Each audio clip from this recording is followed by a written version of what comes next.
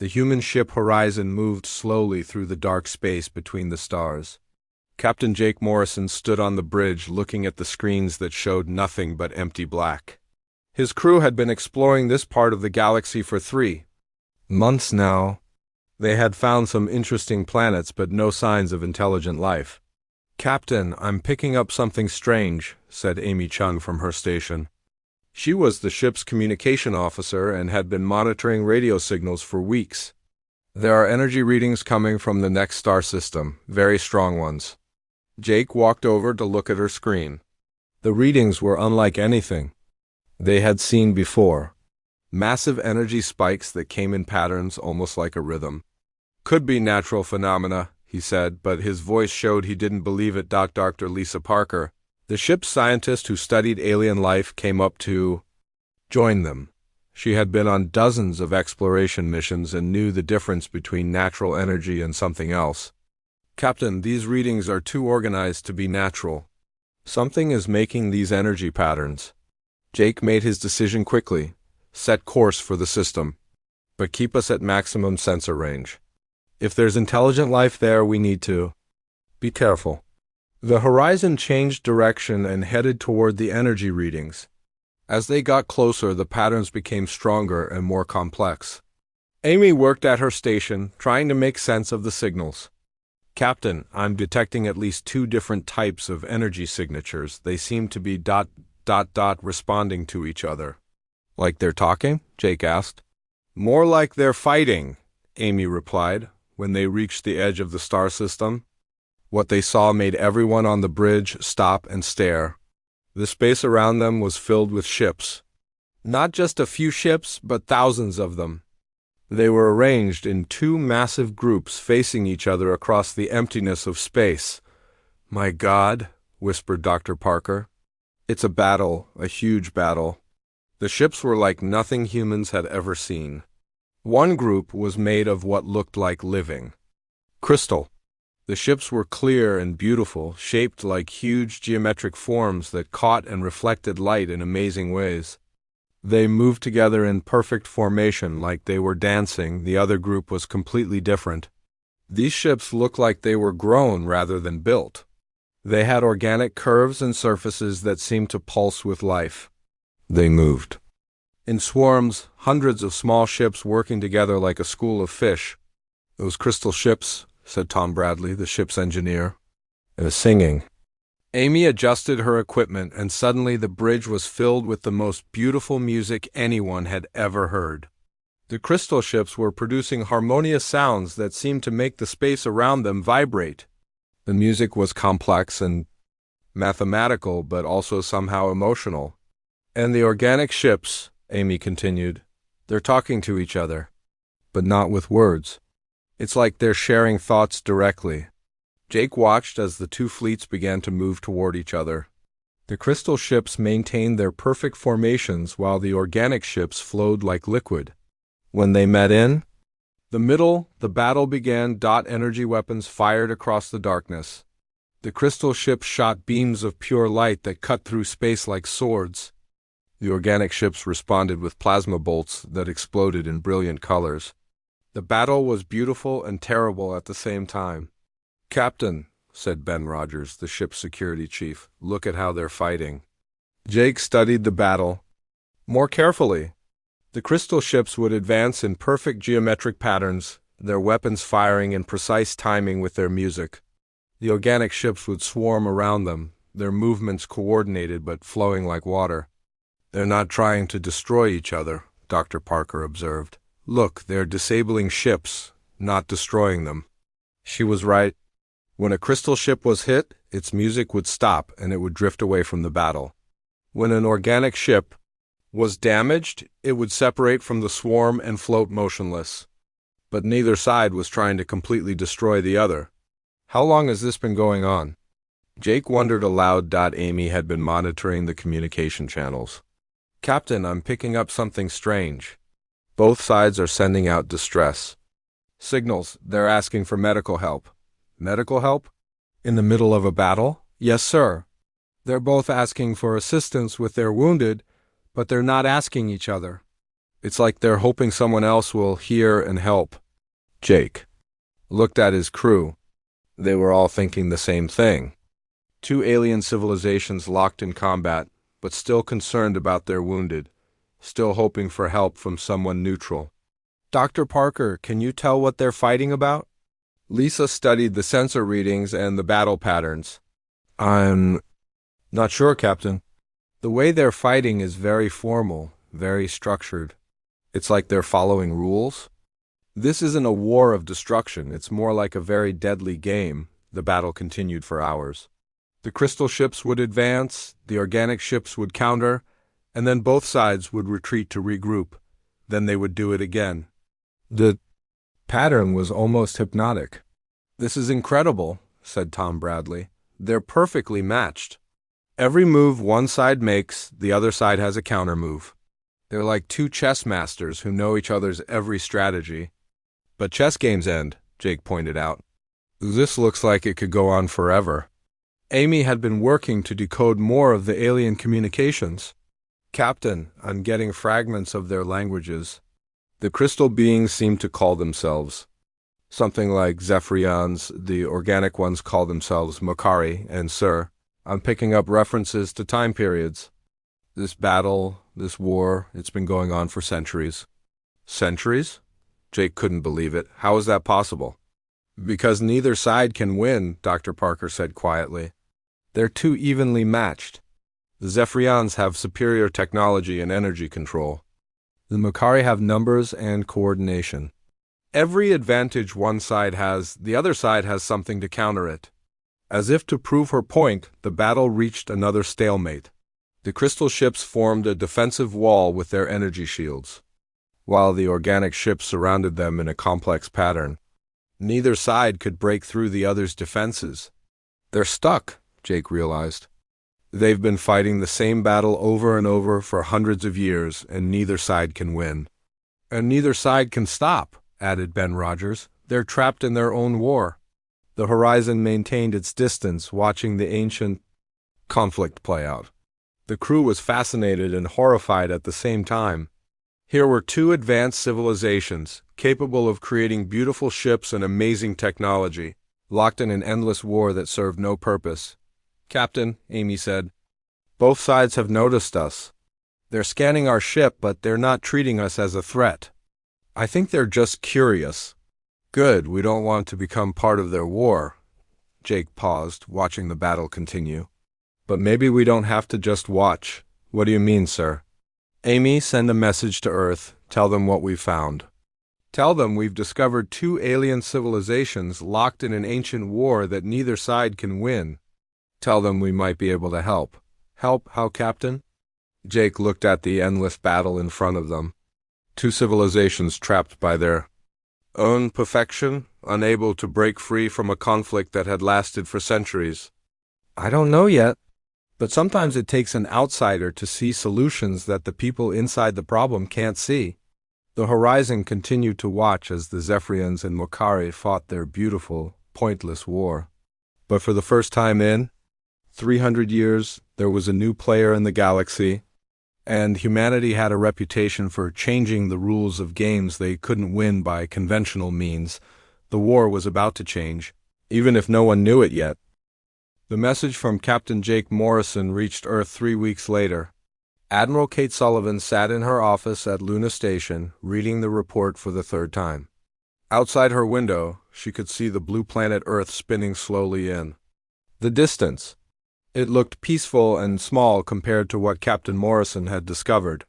Two alien civilizations fighting for 300 years, she said to herself, and neither side can win. Her assistant, Commander Ryan Davis, entered the office with more analysis reports. Admiral, the science teams have been studying Captain Morrison's data. They believe this war represents the largest military conflict in known galactic history. Kate looked up from the report. What do we know about these aliens, the Zephyrians and Makari? The Zephyrians appear to be silicon-based life forms. They communicate through harmonic frequencies and seem to have a culture based on mathematical precision. Their ships are grown from living crystal that responds to sound and energy. And the Mokari? Carbon-based like us, but they function as a collective consciousness. Individual Mokari can think independently, but they share thoughts and decisions through some kind of biological network. Their ships are organic, grown rather than built. Kate studied the tactical displays showing the alien fleets. Captain, Morrison says they're perfectly matched. Every strategy one side uses, the other side has a counter-strategy. That's correct, Admiral. Our military analysts believe both sides have reached what they call tactical equilibrium. Neither can gain a decisive advantage because they've been fighting each other for so long that they know every possible move. Kate walked to the window and looked out at Earth. Humanity had only achieved faster-than-light travel 50 years ago. They had built a small fleet of exploration ships and established a few colonies on nearby worlds. Compared to these ancient alien civilizations, humans were newcomers to the galaxy. What does the Colonial Defense Council recommend? She asked. Ryan handed her another report. They're divided, Admiral. Some think we should avoid contact entirely. These aliens have been fighting for centuries with weapons we can barely understand. Getting involved could be dangerous. And the other opinion? Some believe this is an opportunity. If we can help end this war, we might gain two powerful allies. Both civilizations have technology far beyond ours. Kate thought about this. Humanity had always been good at finding solutions to impossible problems. Maybe that's what was needed here. What about Captain Morrison's recommendation? He believes we should make contact. He thinks both sides are trapped by their own success. They've become so good at fighting each other that they've forgotten why they started fighting. Kate made her decision. Prepare a medical fleet. Hospital. Ships, escort vessels, and a diplomatic team. We're going to offer humanitarian aid to both sides. Admiral, that's extremely dangerous. We'd be entering an active war zone. Commander, sometimes the most dangerous thing to do is nothing at all. If this war has been going on for 3 centuries, what happens when one side finally develops a weapon that can break the stalemate? How many worlds could be destroyed? Ryan understood her point. I'll prepare the fleet, Admiral. Who do you want to command the mission? Captain Morrison discovered this situation. Promote him to Commodore and give him command. He understands what we're dealing with better than anyone. 3 weeks later, Commodore Jake Morrison stood on the bridge of the hospital ship Mercy. Behind him followed 2 escort frigates, Guardian and Defender, and the diplomatic vessel Concord. It was a small fleet compared to the alien armadas, but it was the largest force humanity had ever sent on a diplomatic mission. Commodore, said Amy Chun, who had been promoted to communications director for the mission, we're approaching the battle zone. Both alien fleets are still there, still fighting. Jake looked at the tactical display. The Zephyrian and Mokari fleets were engaged in what looked like the same battle he had observed weeks earlier. The crystal ships moved in perfect geometric patterns while the organic ships flowed around them like water. Dr. Parker, any change in their behavior since we've been gone? Lisa Parker, now the mission's chief xenobiologist, studied her instruments. No significant changes, Commodore. They're following the same tactical patterns. It's like they're performing a deadly dance that never ends? Sir, said Tom Bradley, the fleet's chief engineer, I'm detecting massive energy expenditures from both sides. They're using enormous amounts of power to maintain this battle. Where are they getting all this energy? Jake asked. That's the interesting part, sir. Both fleets have mobile energy collectors. They're harvesting power from the local star and from cosmic radiation. They've turned this entire star system into a factory for producing energy to continue their war. Jake was amazed.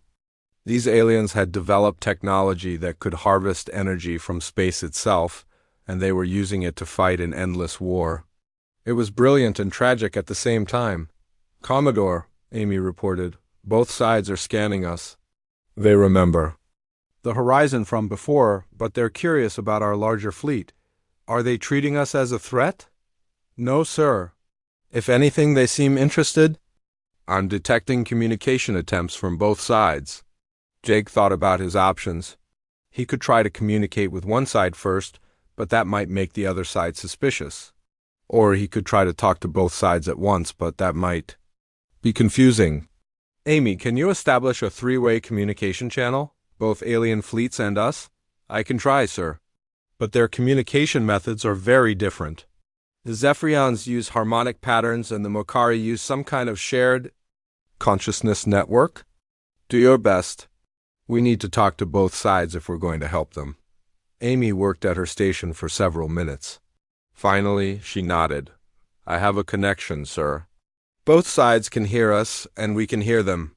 But, sir, they're both very confused about why we want to talk to both of them at the same time. Jake activated the communication system. This is Commodore Jake Morrison of the Human Fleet. We have come to offer medical assistance to both of your civilizations. The response was immediate and surprising. Both alien fleets stopped fighting. The Zephyrian reply came as a complex musical pattern that Amy's computers translated into words. The new harmonics seek to aid both resonance patterns. This creates discord in the mathematical structure of conflict resolution. The Mokari response was different, more direct. The unknown collective offers aid to both hive clusters. This behavior pattern does not match standard war protocols. Jake looked at his crew. Both alien civilizations were confused by the idea of helping both sides in a war. We are not part of your conflict, he said. We are here because we detected distress signals from both of your fleets. We want to help your wounded. But you must choose a side, the Zephyrian translation continued. All conflicts require participants to select compatible harmonics. The unknown collective must join one hive cluster or the other, the Mokari added. Neutral assistance patterns are not compatible with war algorithms. Dr. Parker leaned over to Jake. Commodore, I don't think they understand the concept of neutral humanitarian aid. They've been fighting for so long that they can't imagine anyone not taking sides. Jake realized they were dealing with something more complex than just a war. These civilizations had been fighting for so long that war had become their normal state of existence. They literally couldn't understand why someone would want to help both sides. We choose to help everyone who is injured, Jake said carefully. Human medical teams will treat wounded from both fleets. We do not fight, we only heal. There was a long pause. Both alien fleets seemed to be discussing this among themselves. Finally, the Zephyrians responded. The new harmonics propose a dissonant pattern. Medical aid without tactical alliance creates mathematical paradox. The Mokari were equally confused. The unknown collective offers healing behavior without joining war collective. This creates logical error in hive thinking. Jake looked at his crew. They were all thinking the same thing. These aliens had been fighting for so long that they had forgotten there were other ways to exist. War wasn't just what they did, it was who they were. Sir, said Ben Rogers, the fleet security chief, I think we need to show them what we mean instead of trying to explain it. What do you suggest? Let's actually provide medical aid. Send medical teams to both fleets? Let them see that we really don't take sides. Jake nodded. Amy, tell both fleets that we're sending medical shuttles to assist their wounded. Make it clear that we're helping both sides equally. As the human medical shuttles launched toward both alien fleets, Jake realized they were about to do something. That hadn't happened in this star system for 300 years. They were going to break the pattern. The war was about to encounter something it had never faced before, someone who refused to fight. The human medical shuttles flew through the battlefield carrying doctors and medical supplies. Dr. Maria Gonzalez led the team going to the Zephyrian fleet, while Dr. Phil Roberts took his team to the Mokari ships. Both doctors had volunteered for what everyone knew was a dangerous mission. This is incredible, Dr. Gonzalez said as her shuttle approached the crystal ships. The Zephyrian vessels are singing. I can feel the vibrations through the shuttle hull. Her pilot, Lieutenant Steve Johnson, carefully navigated between the massive crystal formations. Doctor, they're guiding us with their music. Listen to how the harmonics change as we get closer to their flagship. The largest Zephyrian ship was a beautiful structure that looked like a cathedral made of living crystal. It pulsed with soft light, and created music that seemed to come from heaven itself. As the human shuttle docked, the crystal walls became transparent, allowing them to see inside. "My God," whispered Dr. Gonzalez, "they're beautiful." The Zephyrians were tall beings made of what looked like living crystal. They moved with grace and elegance, their bodies catching and reflecting light in amazing patterns. When they spoke, their voices created harmony that made the air itself vibrate. Meanwhile, Dr. Roberts was having a very different experience with the Mokari. Their ships were organic structures that seemed to breathe and pulse with life. The walls were soft and warm, and strange lights moved through them like blood through veins. "Doctor," said his assistant, Nurse Helen Foster, "I think the ship is alive, really alive." The Mokari themselves were insect-like creatures about the size of humans. They had multiple arms and eyes, and they moved in perfect coordination with each other. When one Mokari started to speak, others would finish its sentences. As if they were all part of one giant mind, both medical teams got to work immediately. The Zephyrian wounded were strange to treat. Their crystal bodies could crack like glass, but they could also heal by singing specific tones. Dr. Gonzalez and her team learned to use harmonic frequencies to help repair the damaged crystal structures. The Mokari wounded were easier to understand since they were carbon-based like humans, but they healed as a group. When Dr. Roberts treated one injured Mokari, the healing seemed to spread to others through their shared consciousness. "This is fascinating," Dr. Roberts reported to Commodore Morrison. "The Mokari don't just share thoughts, they share physical sensations. When I give medicine to one, others nearby feel the effects too." Back on the Mercy, Commodore Jake Morrison was learning something equally interesting. Amy Chun had been working with both alien fleets to understand their languages and cultures. What she discovered was surprising. "Commodore," Amy said, "I've been studying their communications for weeks now. I think I know why this war has lasted so long. Tell me." "Both sides are fighting for the same thing, but they don't realize it. The Zephyrians believe they're fighting to prove their mathematical and harmonic perfection. The Mokari think they're fighting to prove the strength of their collective consciousness." Jake looked at the tactical displays showing both fleets. "So they're both trying to prove they're superior?" "Yes, but here's the strange part. Neither side has ever defined what victory would look like. The Zephyrians will be satisfied when they achieve perfect harmony through conflict. The Mokari will be satisfied when they prove their collective is stronger than any individual system. But those are impossible goals." "Exactly. Perfect harmony and ultimate collective strength are ideals, not achievable objectives. They're fighting a war that can never end because they're fighting for things that can never be completely won." Dr. Lisa Parker, who had been studying the alien technologies, had made her own discovery. "Commodore, I've been analyzing the weapons both sides use. They're incredibly advanced, but they're also designed to be non-lethal." "Non-lethal? But ships are being destroyed." "No, sir, ships are being disabled. The Zephyrian energy weapons are designed to disrupt crystal matrices, not shatter them completely. The Mokari plasma weapons are designed to shut down organic systems, not kill them.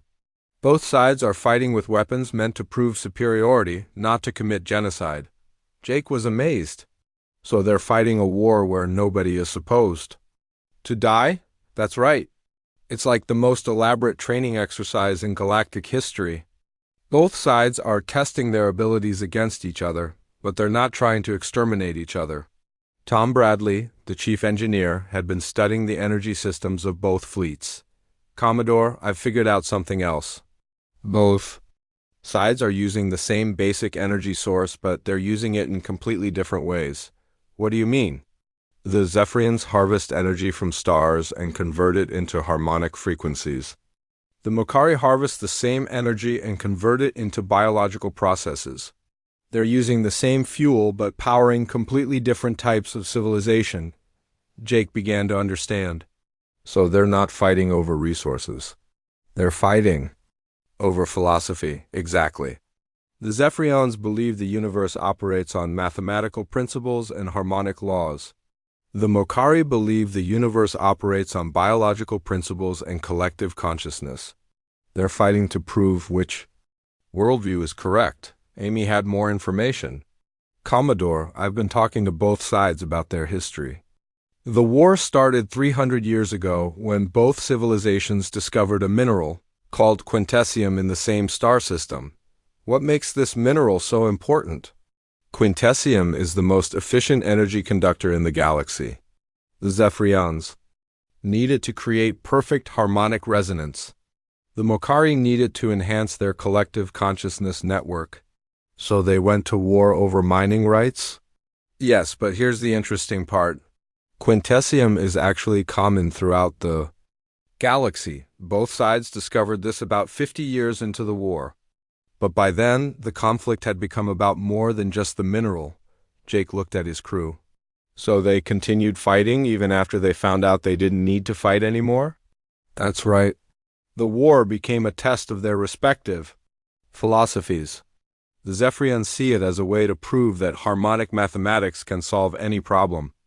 The Mokari see it as a way to prove that collective consciousness can overcome any challenge. Dr. Gonzalez reported back from the Zephyrian flagship. Commodore, I've been talking to their leaders. They call themselves the Harmonic Council. They're actually very peaceful beings, but they believe this war is necessary to prove their way of life is correct.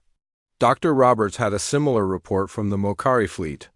The Mokari Queen Mind told me that ending the war without victory would mean admitting their collective consciousness is flawed.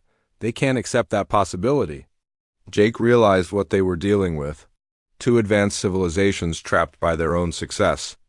They had become so good at fighting each other that they couldn't imagine doing anything else.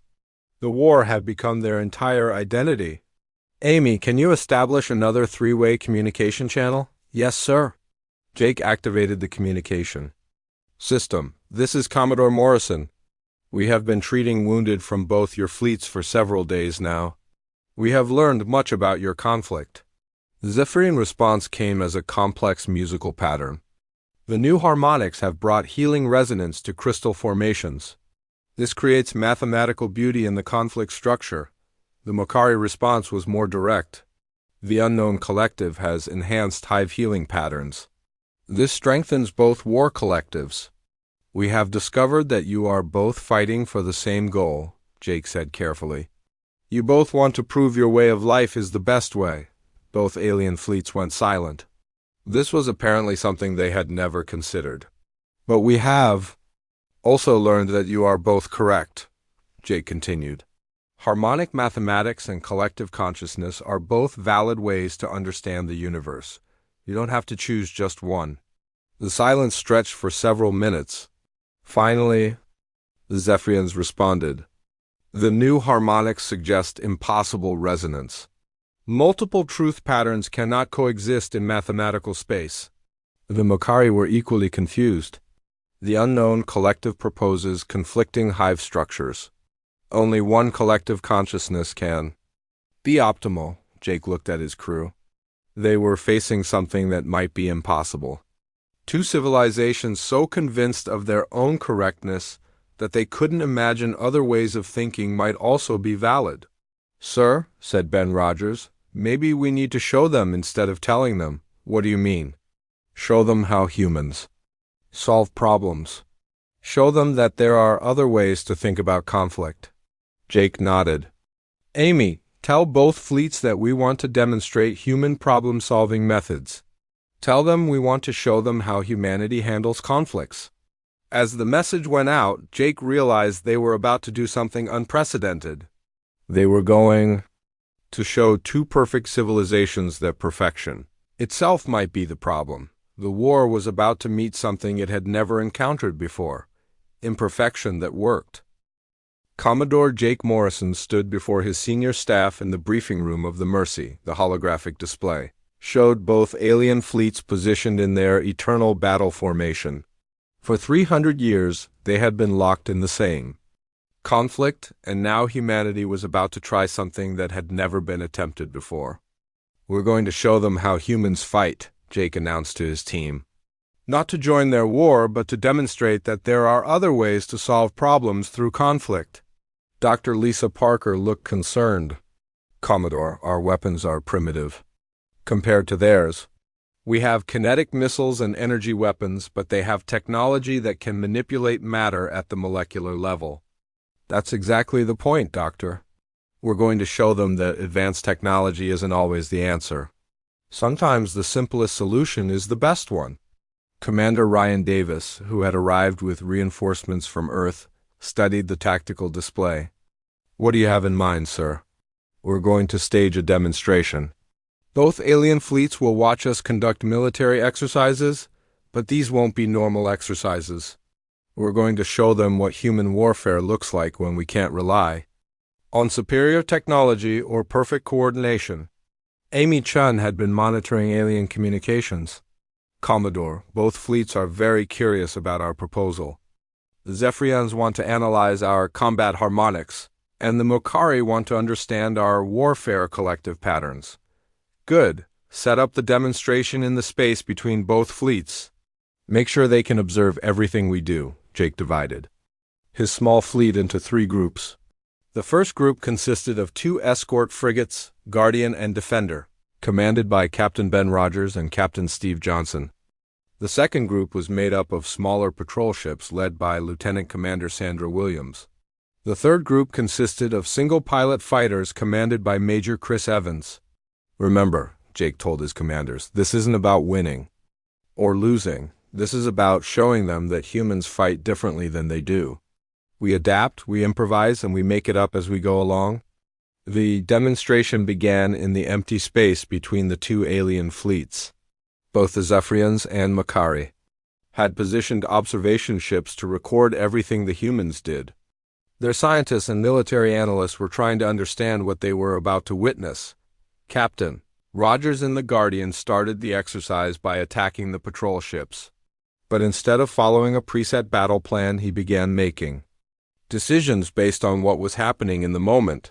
When Lieutenant Commander Williams split her patrol ships into 2 groups, Rogers immediately changed his strategy and focused on the smaller group. The human vessels are not following mathematical patterns, reported the Zephyrian observers. Their movements create harmonic discord. We cannot predict their next actions. The Mokari were equally confused.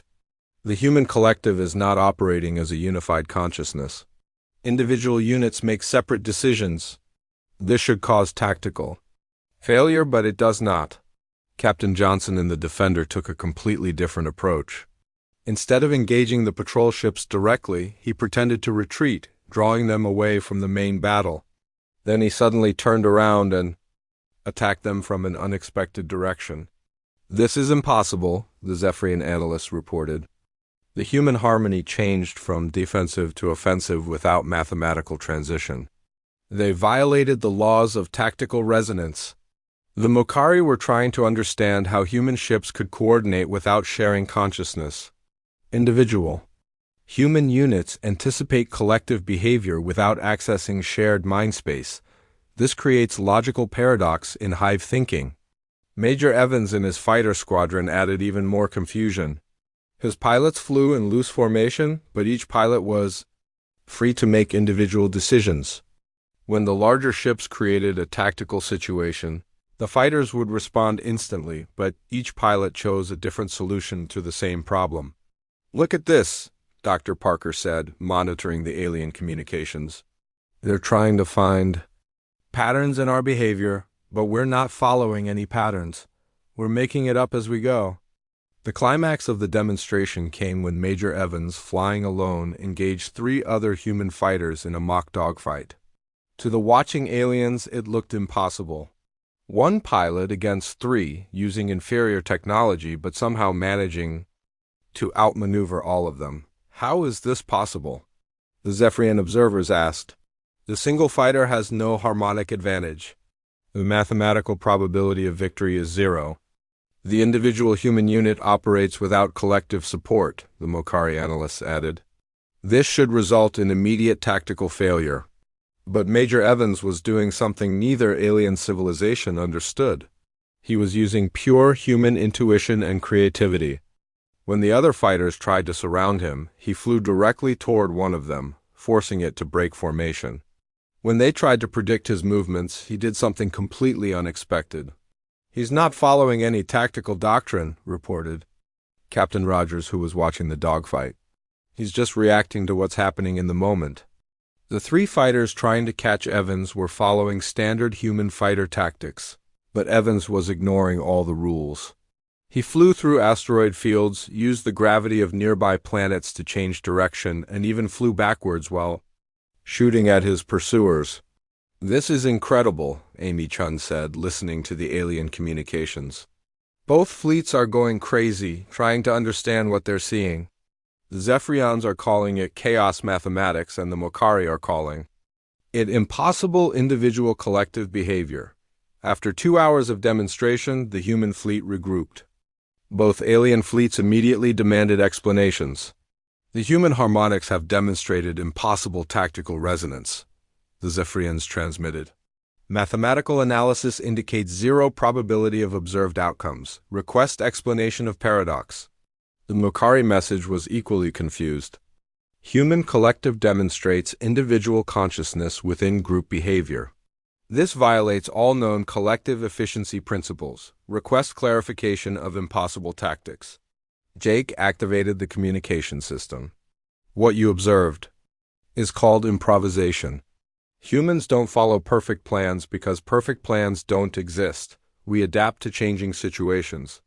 "But adaptation requires mathematical calculation," the Zephyrians responded.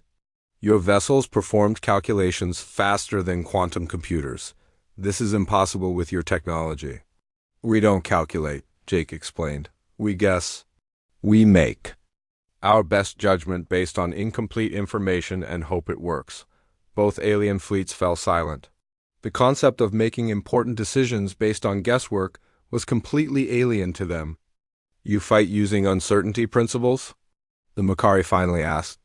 "Your collective makes decisions without complete information analysis?" "That's right. We call it instinct, intuition, or sometimes just luck." Dr. Parker had been studying the alien responses.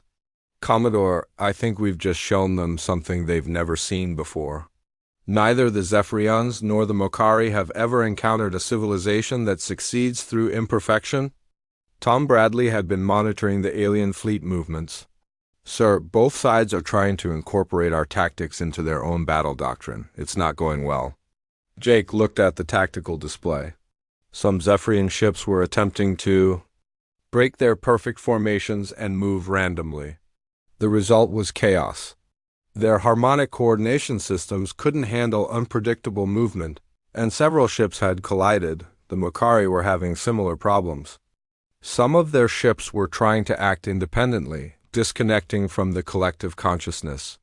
But without the shared mind link, they couldn't coordinate with the rest of the fleet at all. "They're trying to copy what we do," Jake realized. "But they can't do it because their entire civilizations are built on different principles." "The Zephyrians are built on mathematical perfection," Dr. Parker observed. "The Mokari are built on collective consciousness. Neither system can handle the kind of individual initiative that humans use." Amy Chen was receiving frantic communications from both fleets. "Commodore, both sides are asking us to explain how we train our military personnel. They want to know how we teach people to make good decisions without perfect information." Jake thought about this. How do you explain human intuition to beings who have never experienced uncertainty? How do you teach improvisation to civilizations that have spent centuries perfecting their methods? "Amy, tell them that humans learn by making mistakes. We try things, fail, learn from the failure, and try again. We get better through experience, not through perfect planning." The response was immediate and shocked. "The human collective improves through failure events?" The Mokari asked. "This contradicts all efficiency principles. Human harmonics achieve resonance through mathematical discord?" The Zephyrians added. "This violates fundamental laws of perfection." Jake looked at his crew. They had just demonstrated something that might change the galaxy. They had shown two perfect civilizations that imperfection could be a strength. "Sir," said Ben Rogers, "I think we've just given them something to think about." The ancient war was about to face its greatest challenge yet, the realization that there might be more than one way to be right. The breakthrough came 3 days after the human demonstration. Both alien fleets had been trying to understand what they had witnessed, and their confusion was growing deeper by the hour.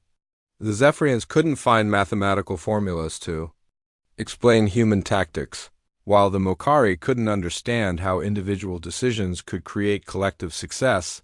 Admiral Kate Sullivan arrived from Earth with a full diplomatic fleet. Her flagship, the Concorde, was designed specifically for peace negotiations. She brought with her the best diplomats, scientists, and military advisors that humanity had to offer. "Commodore Morrison," Admiral Sullivan said as she reviewed the situation, "your reports indicate that both alien civilizations are reconsidering their entire approach to warfare." "Yes, Admiral. They've been locked in the same tactical patterns for 3 centuries. Our demonstration showed them that there are other ways to solve problems." Dr. Maria Gonzalez, the chief diplomatic advisor, studied the alien communication logs. "Both sides are experiencing what we might call an identity crisis. The Zephyrians are questioning whether mathematical perfection is the only path to success. The Mokari are wondering if collective consciousness can learn from individual initiative." "The timing is perfect," Admiral Sullivan decided. "We need to offer them a solution before they retreat back into their old patterns." Amy Chun had been monitoring both fleets continuously. "Admiral, both sides are requesting formal meetings. The Zephyrians want to discuss harmonic cooperation possibilities, and the Mokari want to explore collective consciousness expansion through alien contact." "Excellent. Set up a 3-way meeting aboard the Concorde. It's time to end this war." The meeting took place in the Concorde's main conference room, which had been specially designed for multi-species negotiations. The Zephyrian delegation arrived in small crystal shuttles that sang beautiful harmonies. The Mokari delegation came in organic ships that pulsed with bioluminescent patterns. Leading the Zephyrian delegation was someone they called the Prime Resonance, a tall crystal being whose body contained swirling patterns of light. The Mokari were represented by a collective consciousness that spoke through 3 different individuals, each one expressing different aspects of their shared thoughts. "Welcome aboard the Concorde," Admiral Sullivan began. "We have gathered here to discuss ending the conflict between your 2 civilizations." The Prime Resonance spoke in musical tones that were translated by the ship's computers. "The human harmonics have demonstrated impossible tactical resonance. This creates fundamental questions about the nature of conflict resolution." The Mokari collective spoke through their primary representative. "The human consciousness operates through individual initiative within group structure. This suggests new possibilities for collective evolution." Dr. Gonzalez stepped forward. "Both of your civilizations have been fighting to prove which philosophy is correct, but our demonstration showed that multiple approaches can succeed simultaneously." "This creates mathematical paradox," the Prime Resonance replied. "Only one solution can be optimal in any given situation." "But optimization itself may be the problem," Admiral Sullivan said carefully. "You've both become so perfect at fighting each other that you've forgotten why you started fighting." Jake Morrison, now promoted to Admiral, presented his analysis. "Both of your civilizations began this war over mining rights to quintessium, but you discovered other sources of quintessium 50 years later. You continued fighting because the war became a test of your philosophies. The war became the proof of our harmonic superiority," the Prime Resonance acknowledged. "Ending without victory would mean admitting mathematical imperfection. The war became the demonstration of collective consciousness strength," the Mokari collective added. "Stopping without success would mean accepting high failure." Dr. Parker had prepared a special presentation. "But what if we told you that you've both already won? The Zephyrians have proven that harmonic mathematics can create incredible beauty and efficiency. The Mokari have proven that collective consciousness can achieve amazing coordination and cooperation. You've both succeeded in proving your philosophies work," Admiral Sullivan continued. The question is, what do you do with that success? The room fell silent. Both alien delegations seemed to be processing this new way of thinking about their conflict. Commander Ryan Davis presented the human proposal. We suggest that instead of fighting to prove who is right, you work together to explore what you can accomplish when you combine your strengths. Combine harmonic mathematics with collective consciousness? The Prime Resonance asked. This would create unprecedented resonance patterns. Integrate individual mathematical precision with group. Biological coordination, the Mokari Collective wondered. This could enhance both consciousness systems. Amy Chun had prepared translation protocols for complex negotiations. Both of your civilizations have developed incredible technologies. The Zephyrians can manipulate energy and matter through sound. The Mokari can create living ships and biological computers. Imagine what you could build together. Dr. Gonzalez presented the formal peace proposal. We propose the creation of the Galactic Cooperation Council, a joint organization where Zephyrian harmonic mathematics and Mokari Collective consciousness can work together on projects that benefit both civilizations. And humans? The Prime Resonance asked. What role would the chaotic harmonics play in this structure? Humans would serve as neutral mediators, Admiral Sullivan explained. When both sides are too perfect to compromise, sometimes you need someone who specializes in imperfection to find solutions. The negotiations continued for hours. Both alien civilizations were interested in the proposal, but they needed to understand how it would work in practice. Major Chris Evans, the pilot, who had demonstrated human fighter tactics, was brought in to explain human problem-solving methods. The key is that we don't try to find perfect solutions. We try to find solutions that work well enough, and then we improve them as we go. You accept imperfection as a starting point? The Mokari Collective asked. We embrace imperfection as a tool, Major Evans replied. It allows us to adapt and change when circumstances require it. The Prime Resonance found this concept fascinating. Harmonic mathematics seeks perfect resonance, but perhaps perfect resonance prevents evolution toward greater complexity. Collective consciousness seeks optimal efficiency, the Mokari Collective added, but perhaps optimal efficiency prevents exploration of new possibilities. Dr. Parker presented the final argument. Your war has lasted 300 years because both of your approaches to conflict are perfect. But perfect approaches to conflict can never end conflict. They can only perpetuate it. What you need, Admiral Sullivan concluded, is an imperfect approach to peace. One that doesn't require either side to admit they were wrong, but allows both sides to explore what they can accomplish together. The moment of decision came when the Prime Resonance and the Mokari Collective looked at each other across the conference table. For 3 centuries they had been enemies. Now they were being asked to become partners. The human harmonics propose cooperative resonance, the Prime Resonance said slowly. This creates new mathematical possibilities that neither side has explored. The human collective suggests consciousness expansion through cooperation. The Mokari Collective agreed. This offers evolutionary paths that neither hive has considered. Both alien leaders turned to Admiral Sullivan. We accept the proposal for the Galactic Cooperation Council, but we require human participation as neutral arbitrators. Humanity accepts this responsibility, Admiral Sullivan replied. The peace treaty was signed aboard the Concorde, with representatives from all 3 civilizations. The document established the Galactic Cooperation Council, with its headquarters in the neutral space between the former battle lines. 6 months later, Admiral Jake Morrison commanded the first joint exploration fleet in galactic history. Zephyrian crystal ships worked alongside Mokari bioships and human vessels, each contributing their unique capabilities to the mission. It's amazing, Dr. Lisa Parker observed as she watched the mixed fleet in action. The Zephyrians use their harmonic mathematics to navigate through asteroid fields. The Mokari use their collective consciousness to coordinate complex maneuvers, and we use our improvisation skills to handle unexpected situations.